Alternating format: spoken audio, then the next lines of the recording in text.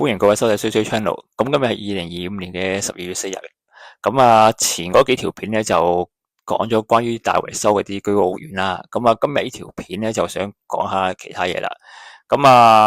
最近就有間本地嘅食肆，咁就因為被指佢請咗外勞之後咧就炒咗本地工人，咁違規，咁俾勞工處就罰咗佢吓。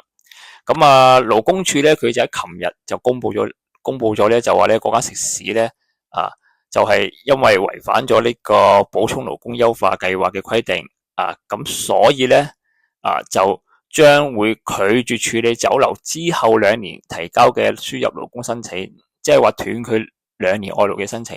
咁呢間酒樓咧就係喺觀塘嘅，就叫做盈苑就係展能集團有限公司經營嘅一間酒樓嚟嘅，即係佢旗下嘅呢間公司旗下嘅酒樓。盈餘個盈，屋苑個苑。呢間酒樓咧喺香港嚟講咧，目前係算係第2間違規嘅食肆嚟嘅。咁我哋睇下呢間酒樓裏面嘅員工點樣講啦吓。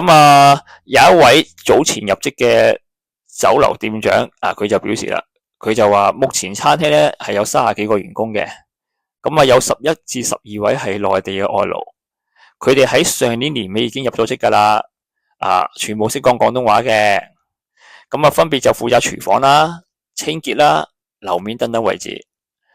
另外仲有大約18位全職嘅本地勞工，以及不下10名嘅兼職本地員工。佢亦話咧外勞同埋本地勞工嘅比例咧係符合勞工處規定嘅，同埋部分嘅本地員工係自然流失嘅。咁我覺得你作為餐廳店長，總之你一日仲係餐廳員工你一日你都唔能夠插佢噶啦，係咪先？你如果有人訪問你話，你都係要幫佢講好說話嘅。講真即係你嘅立場係唔能夠插佢嘅吓。所以盡管你咁樣講都好啦，勞工處佢都係罰咗呢間酒樓，因為勞工處咧佢係咧報道有講話咧，勞工處咧經過調查之後確定係違規，然後先至罰佢嘅。咁所以咧，盡管你員工咁樣講啫我明白你嘅立場嘢吓。呢位店長佢又繼續講啦，佢話根據佢嘅觀察咧好似頭先佢所講啦，佢認為外勞同埋本地勞工嘅比例係符合規定啦，亦即係話係符合呢個2:1嘅規定。係沒有本地勞工因為公司聘請外勞而被解僱嘅，多數都係自然流失，即係自願離職啦。即係佢就話佢唔清楚入職之前公司係咩情況啦。咁總之佢就係入咗職之後，佢見到嘅情況個比例係啱嘅吓，兼且係自然流失就唔係話俾人炒嘅。咁有另一位酒樓員工就呢個就係普通員工嚟嘅，但係佢就做咗好耐噶啦吓。佢就話啦，本地勞工就唔太中意以全職形式工作嘅，大部分都係炒散嚟嘅。佢話導致搵人做嘢就比較困難。佢話你要將個時薪提高到75蚊或者80蚊先會有人返，而外勞就比較容易管理啦，唔會出現臨時缺人嘅情況。2年前冇外勞嗰陣哇搵人都唔知幾困難。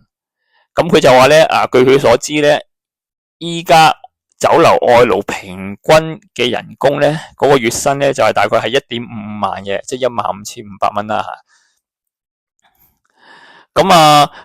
有飲食業職工會聯合會秘書長何清仁咧，佢就表示啦，佢就話勞工處咧開名指公司違反輸入勞工規定，等大眾知道酒樓損害咗本地人嘅權益就令到食客咧就考慮減少光顧但係咧只係僅開名同埋暫停輸入外勞2年呢啲措施，就覺得阻嚇性不大。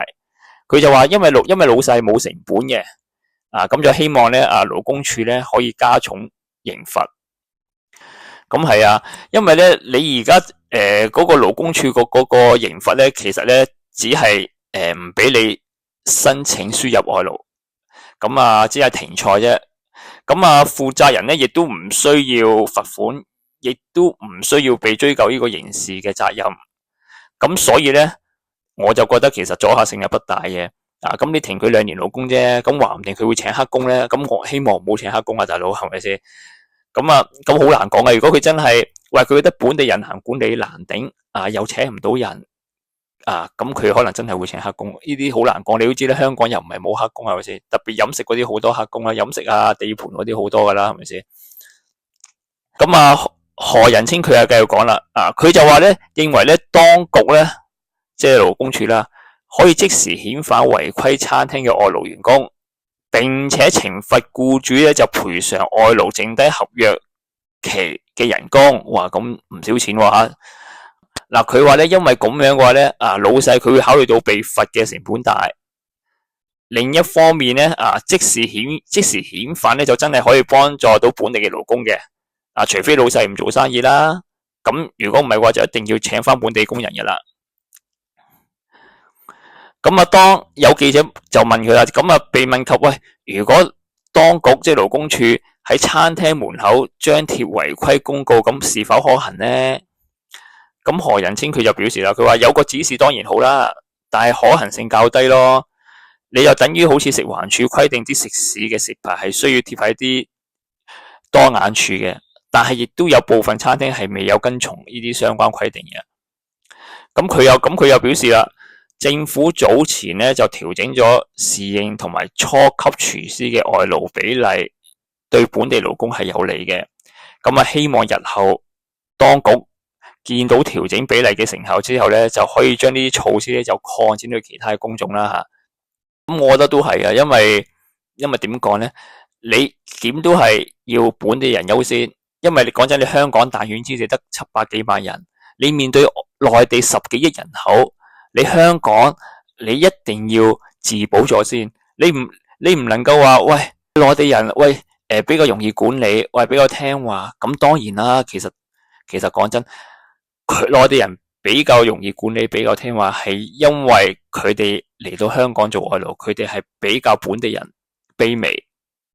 呢個心理上就係咁嘅，因為對於佢哋嚟講，係佢哋去求工，而唔係工求人。